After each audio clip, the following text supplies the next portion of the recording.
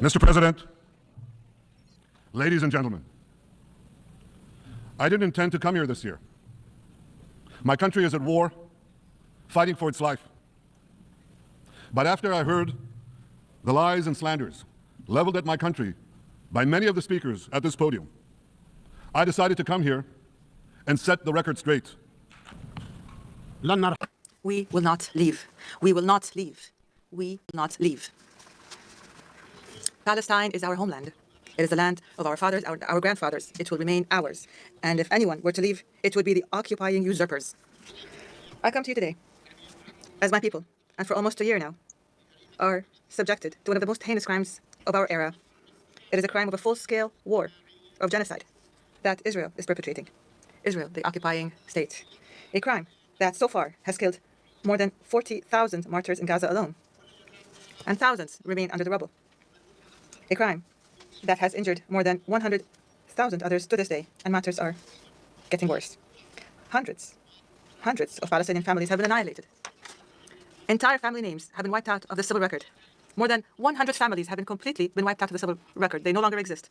Thousands have died because of the spread of disease and epidemics and the shortages in medicine and water.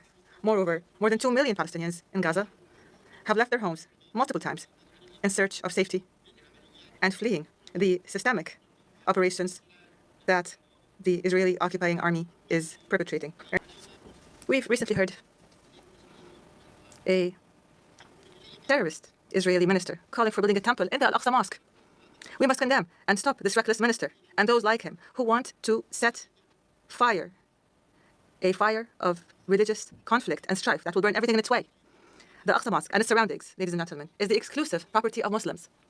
This has been endorsed by a resolution taken by the League of Nations in 1930. This was a resolution by the League of Nations, and we will accept nothing else regardless of the circumstances, ladies and gentlemen. But instead of heeding the voice of reason, the Israeli government took advantage of what happened to launch an all-out war of genocide against Gaza. It committed and continues to commit war crimes as acknowledged by the international community. They're called war crimes. Israel today is now launching a new aggression on the brotherly Lebanese people. The Lebanese people are now being subjected to a war of genocide. And Israel must stop the war in Lebanon and in Palestine. We condemn this aggression and we demand that it stops immediately. Israel has reoccupied the Gaza Strip in its entirety, and it has destroyed it almost entirely, so that Gaza is no longer fit for life. Most homes have been destroyed. The same applies to most buildings.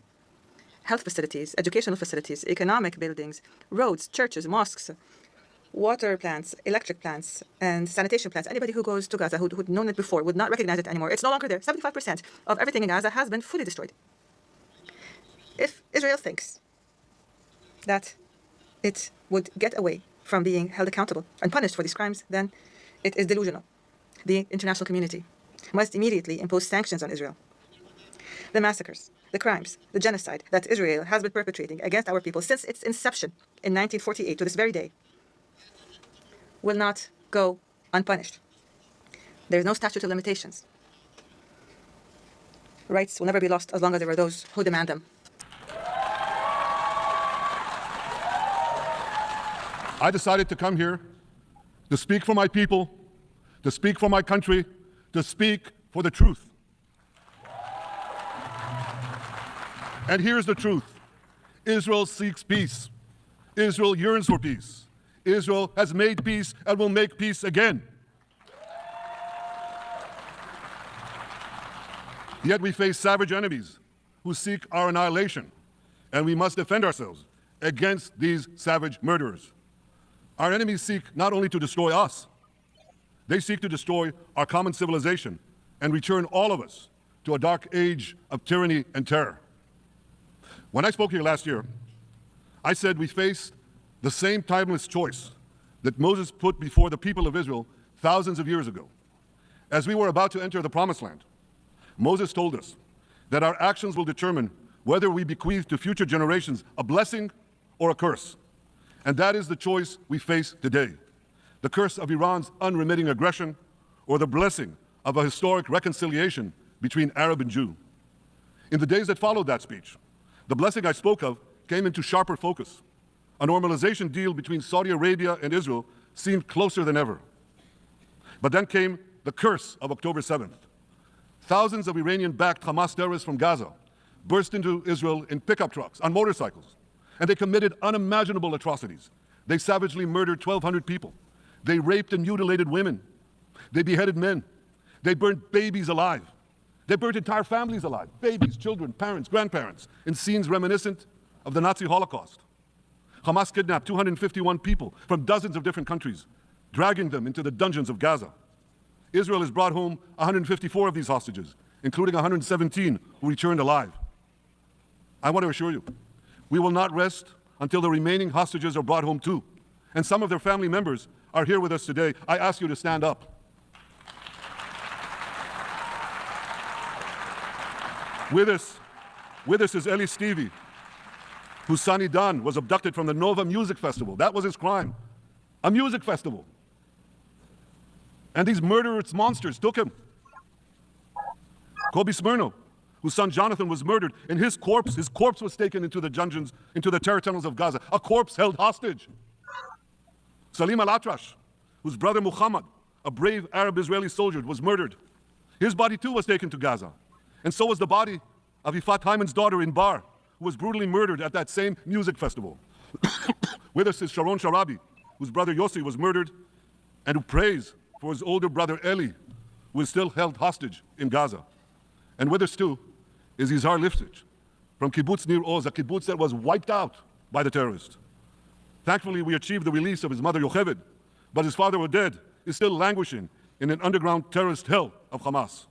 I again promise you, we will return your loved ones home. We will not spare that effort until this holy mission is accomplished.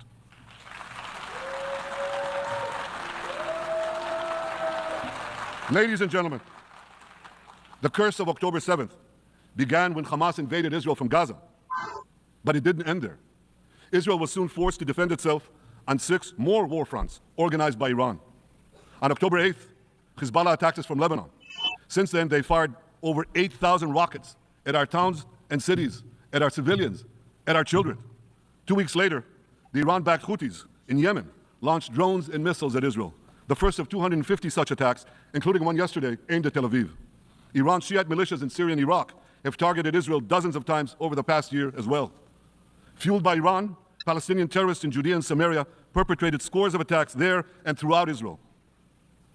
And last April, for the first time ever, Iran directly attacked Israel from its own territory, firing 300 drones, cruise missiles, and ballistic missiles at us.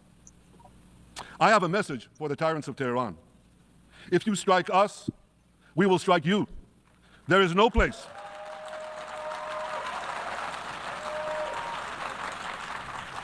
There is no place in Iran that the long arm of Israel cannot reach, and that's true of the entire Middle East.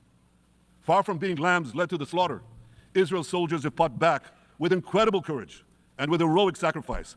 And I have another message for this assembly and for the world outside this hall. We are winning.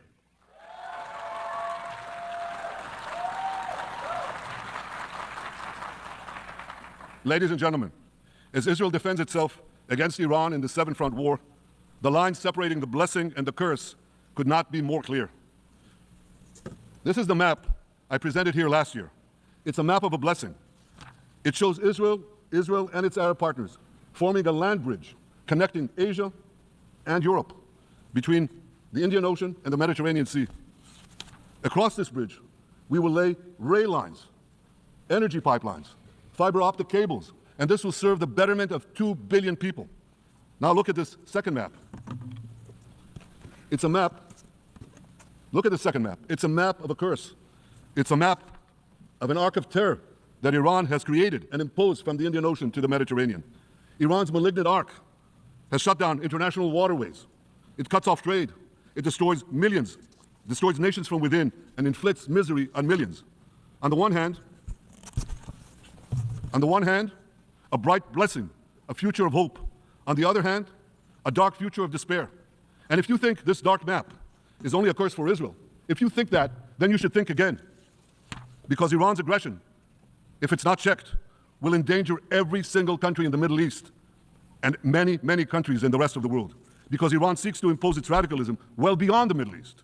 That's why it funds terror networks on 5 continents. That's why it builds ballistic missiles for nuclear warheads to threaten the entire world. For too long, the world has appeased Iran. It turns a blind eye to its internal repression. It turns a blind eye to its external aggression. Well, that appeasement must end, and that appeasement must end now.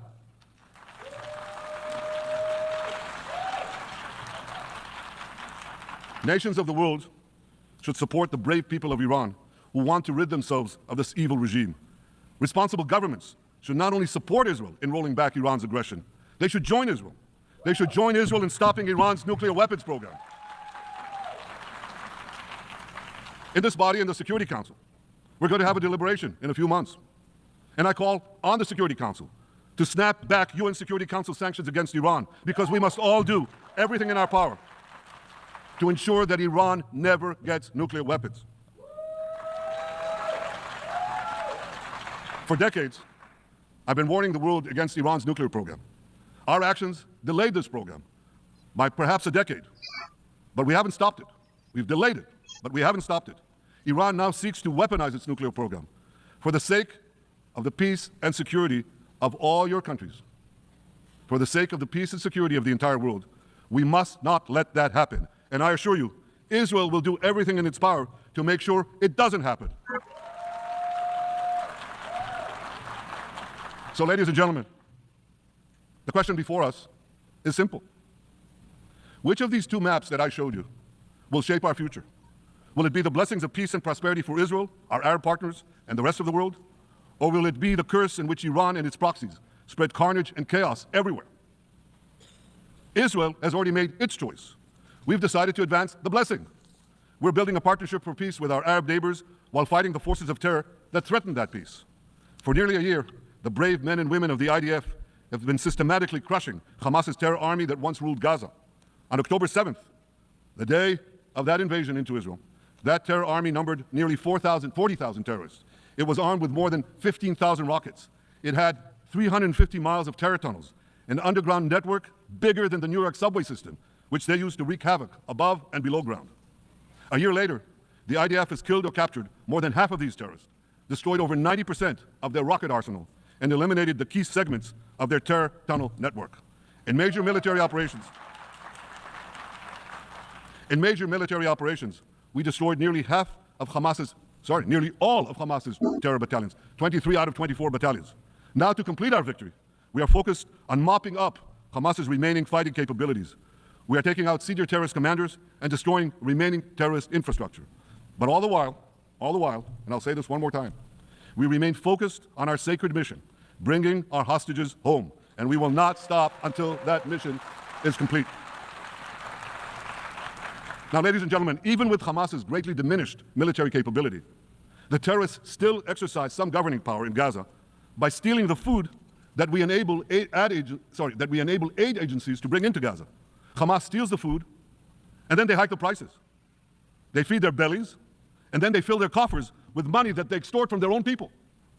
They sell the stolen food at exorbitant prices, and that's how they stay in power. Well, this too has to end, and we're working to bring it to an end. And the reason is simple, because if Hamas stays in power, it will regroup, rearm, and attack Israel again and again and again, as it is vowed to do. So Hamas has got to go.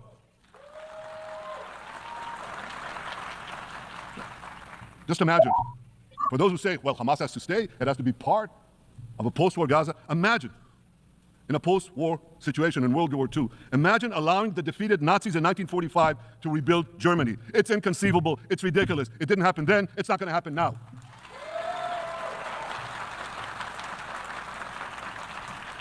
This is why Israel will reject any role for Hamas in a post-war Gaza. We don't seek to resettle Gaza. What we seek is a demilitarized and de-radicalized Gaza. Only then can we ensure that this round of fighting will be the last round of fighting. We are ready to work with regional and other partners to support a local civilian administration in Gaza committed to peaceful coexistence. As for the hostages, I have a message for the Hamas captors. Let them go. Let them go. All of them. Those alive today must be returned alive, and the remains of those whom you brutally killed must be returned to their families. Those families here with us today and others in Israel deserve to have a resting place for their loved ones, a place where they can grieve and remember them. This war, ladies and gentlemen, this war can come to an end now. All that has to happen is for Hamas to surrender, lay down its arms, and release all the hostages. But if they don't, we will fight until we achieve victory, total victory. There is no substitute for it. Israel must also defeat Hezbollah in Lebanon. Hezbollah is the quintessential terror organization in the world today. It has tentacles that span in all continents. It has murdered more Americans and more Frenchmen than any group except bin Laden. It's murdered the citizens of many countries represented in this room. And it has attacked Israel viciously over the last 20 years, in the last year, completely unprovoked. A day after Hamas massacre, on October 7th, Hezbollah began attacks against Israel, which forced more than 60,000 Israelis on our northern border to leave their homes, becoming refugees in their own land. Hezbollah turned vibrant towns in the north of Israel into ghost towns. So I want you to think about this in equivalent American terms. Just imagine if terrorists turned El Paso and San Diego into ghost towns. Then ask yourself, how long would the American government tolerate that? A day? A week? A month? I doubt they tolerate it even for a single day. Yet Israel has been tolerating this intolerable situation for nearly a year. Well, I've come here today to say, enough is enough.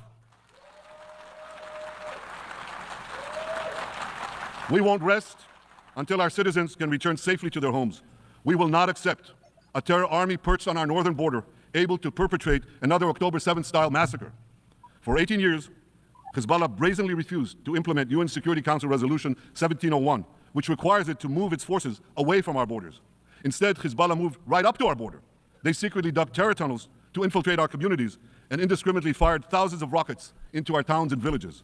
They fire these rockets and missiles not from military sites, not from that. They do that too. But they fired those rockets and missiles after they placed them in schools, in hospitals, in apartment buildings, and in the private homes of the citizens of Lebanon. They endanger their own people. They put a missile in every kitchen, a rocket in every garage. I said to the people of Lebanon this week, get out of the death trap that Hezbollah has put you in. Don't let Nasrallah drag Lebanon into the abyss. We're not at war with you. We're at war with Hezbollah, which has hijacked your country and threatens to destroy ours. As long as Hezbollah chooses the path of war, Israel has no choice, and Israel has every right to remove this threat and return our citizens to their homes safely. And that's exactly what we're doing.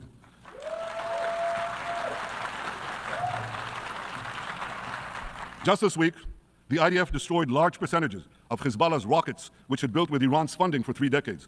We took out senior military commanders who not only shed Israeli blood, but American and French blood as well. And then we took out their replacements, and then the replacements of their replacements. And we'll continue degrading Hezbollah until all our objectives are made.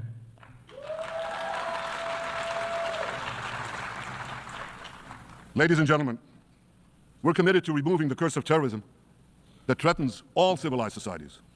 But to truly realize the blessing of a new Middle East, we must continue the path we paved with the Abraham Accords 4 years ago. Above all, this means achieving a historic peace agreement between Israel and Saudi Arabia. And having seen the blessings that we've already brought with the Abraham Accords, the millions of Israelis who've already flown back and forth across the Arabian Peninsula, over the skies of Saudi Arabia, to the Gulf countries, the trade, the tourism, the joint ventures, the peace. I say to you, what blessings such a peace with Saudi Arabia would bring. It would be a boon to the security and economy of our two countries. It would boost trade and tourism across the region. It would help transform the Middle East into a global juggernaut. Our two countries could cooperate on energy, water, agriculture, artificial intelligence, and many, many other fields. Such a peace, I'm sure, would be a true pivot of history. It would usher in a historic reconciliation between the Arab world and Israel, between Islam and Judaism, between Mecca and Jerusalem. While Israel is committed to achieving such a peace, Iran and its terror proxies are committed to scuttling it. That's why one of the best ways to foil Iran's nefarious designs is to achieve the peace. Such a peace would be the foundation for an even broader Abrahamic alliance. And that alliance would include the United States, Israel's current Arab peace partners, Saudi Arabia, and others who choose the blessing of peace. It would advance security and prosperity across the Middle East and bring enormous benefits to the rest of the world. With American support and leadership, I believe this vision can materialize, and much sooner than people think. And as the Prime Minister of Israel, I will do everything in my power to make it happen. This is an opportunity that we and the world should not let go by. Ladies and gentlemen, Israel has made its choice. We seek to move forward to a bright age of prosperity and peace. Iran and its proxies have also made their choice. They want to move back to a dark age of terror and war. And now I have a question. And I pose that question to you. What choice will you make? Will your nation stand with Israel? Will you stand with democracy and peace? Or will you stand with Iran, a brutal dictatorship that subjugates its own people, exports terrorism across the globe? In this battle between good and evil, there must be no equivocation. When you stand with Israel, you stand for your own values and your own interests. Yes, we're defending ourselves, but we're also defending you against a common enemy that through violence and terror seeks to destroy our way of life. So there should be no confusion about this. But unfortunately, there is a lot of it in many countries and in this very hall, as I've just heard. Good is portrayed as evil and evil is portrayed as good. We see this moral confusion when Israel is falsely accused of genocide, when we defend ourselves against enemies who try to commit genocide against us. We see this too when Israel is absurdly accused by the ICC prosecutor of deliberately starving Palestinians in Gaza. What an absurdity. We helped bring in 700,000 tons of food into Gaza. That's more than 3,000 calories a day for every man, woman, and child in Gaza. We see this moral confusion when Israel is falsely accused of deliberately targeting civilians. We don't want to see a single person, a single innocent person die. That's always a tragedy. And that's why we do so much to minimize civilian casualties, even as our enemies use civilians as human shields. And no army has done what Israel is doing to minimize civilian casualties. We drop flyers, we send text messages, we make phone calls by the millions to ensure that Palestinian civilians get out of harm's way. We spare no effort in this noble pursuit.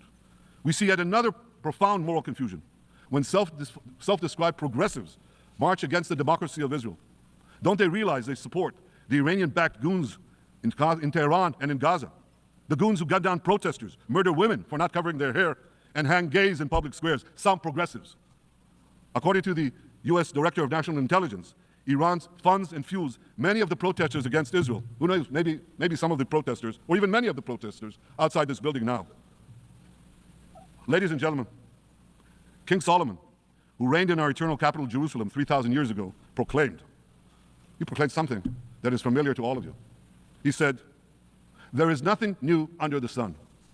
Well, in an age of space travel, quantum physics, and artificial intelligence, some would argue that's a debatable statement. But one thing is undeniable. There is definitely nothing new at the United Nations.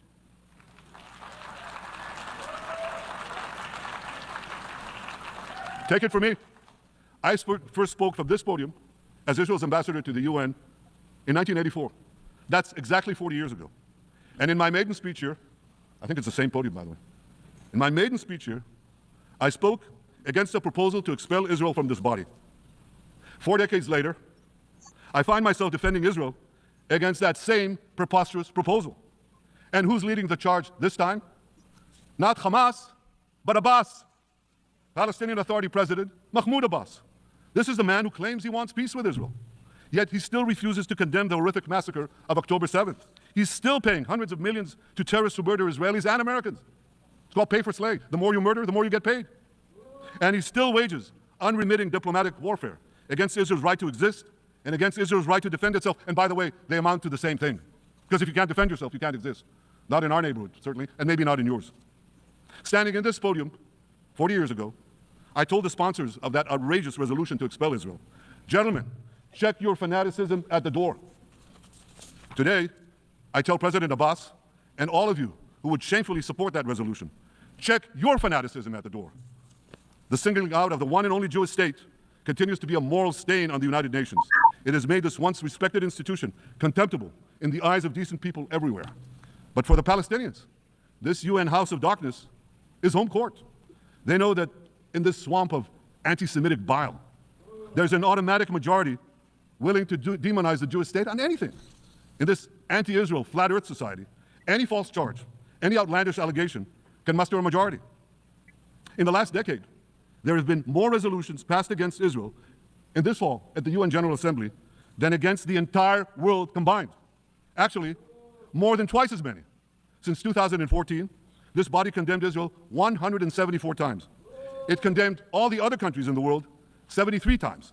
That's more than 100 extra condemnations for the Jewish state. What hypocrisy, what a double standard, what a joke. So the UN's hostility.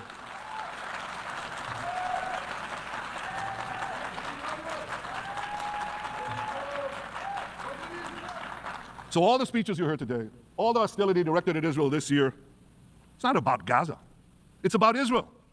It's always been about Israel's very existence. And I say to you, until Israel, until the Jewish state is treated like other nations, until this anti-Semitic swamp is drained, the UN will be viewed by fair-minded people everywhere as nothing more than a contemptuous farce. Now, given the anti-Semitism at the UN, it should surprise no one that the prosecutor at the ICC, one of the UN's affiliated organs, is considering issuing arrest warrants against me and Israel's defense minister, the democratically elected leaders of the democratic state of Israel. The ICC prosecutors rushed to judgment. His refusal to treat Israel with its independent courts, the way other democracies are treated, is hard to explain by anything other than pure anti-Semitism.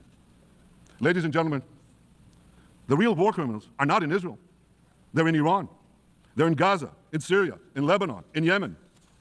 Those of you who stand with these war criminals, those of you who stand with evil against good, with a curse against the blessing, those of you who do so should be ashamed of yourselves.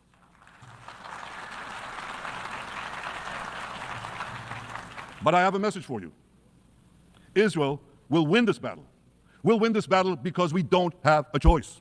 After generations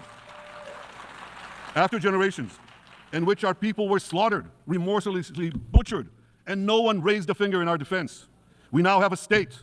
We now have a brave army, an army of incomparable courage, and we are defending ourselves. As the book of Samuel says in the Bible, Netzach Yisrael lo yishaker. The eternity of Israel will not falter.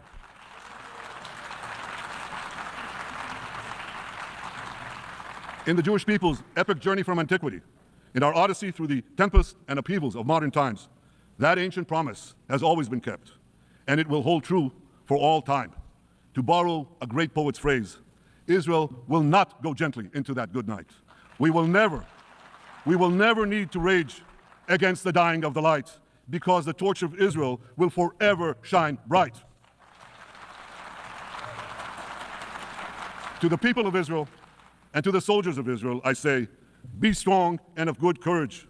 חזקו ואמצו ואל תיראו מפניהם, כי אדוני אלוהיך הוא ההולך עמך, לא ירפך ולא יעזבך. עם ישראל חי, the people of Israel live, now, tomorrow, forever. Thank you.